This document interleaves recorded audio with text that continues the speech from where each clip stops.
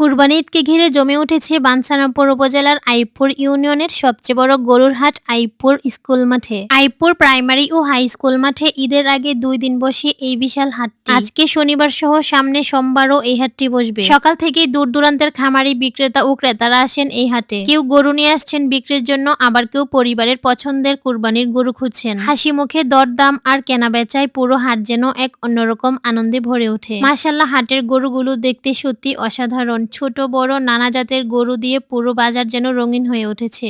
সেই সাথে ছিল মানুষেরও বিশাল ভিড়। কোথাও বিশাল আকৃতির গরু, আবার কোথাও শান্ত স্বভাবের সুন্দর দেশি গরু। প্রতিটি গরুর পেছনেই লুকিয়ে থাকে একজন খামারির অনেক দিনের পরিশ্রম, যত্ন আর ভালোবাসা। বছরের পর বছর নিজের সন্তানের মতো লালন পালন করার পর কুরবানির হাটে গরু নিয়ে আসেন তারা। তাই একটা গরু বিক্রির পিছনে শুধু ব্যবসায়ী নয়, অনেকের অনুভূতি আর ত্যাগও জড়িয়ে থাকে। এই কুরবানির হাট শুধু বেচা কেনার জায়গা নয়, এটা যেন গ্রামের মানুষের এক মিলন মেলা। ও আচ্ছা, আর প্রাইমারি স্কুলের ডান পাশে বসেছে ছাগলের হাট। এখানে অনেক জাতের ছাগল ছিল, যদিও আমি সবগুলোর নাম জানি না বা চিনিও না, কিন্তু দেখতে খুব সুন্দর লাগছিল। হাই স্কুলের পুরো মাঠ জুড়ে ছিল গরুর হাট, আর প্রাইমারি স্কুলের মাঠে ছিল ছাগলের হাট। সেই সাথে ছিল আরো অনেক ধরনের দোকানপাট। এখানে শুধু গরুই নয়, কুরবানির প্রয়োজনীয় প্রায় অনেক কিছুই পাওয়া যাচ্ছিল, যেমন গরুর সুন্দর সুন্দর মালা। কুরবানির বিভিন্ন সরঞ্জাম একসাথেই রয়েছে এই হাটে। তাই যারা কুরবানির প্রস্তুতি নিচ্ছেন তাদের জন্য এই হাটটি যেন একদম পূর্ণাঙ্গ আয়োজন। এই ভিডিওটিতে তুলে ধরা হয়েছে পুরো গরুর হাটের কিছু সুন্দর মুহূর্ত, মানুষের ব্যস্ততা, দরদাম আর গ্রামের ঈদের আগের সেই চিরচেনা পরিবেশ।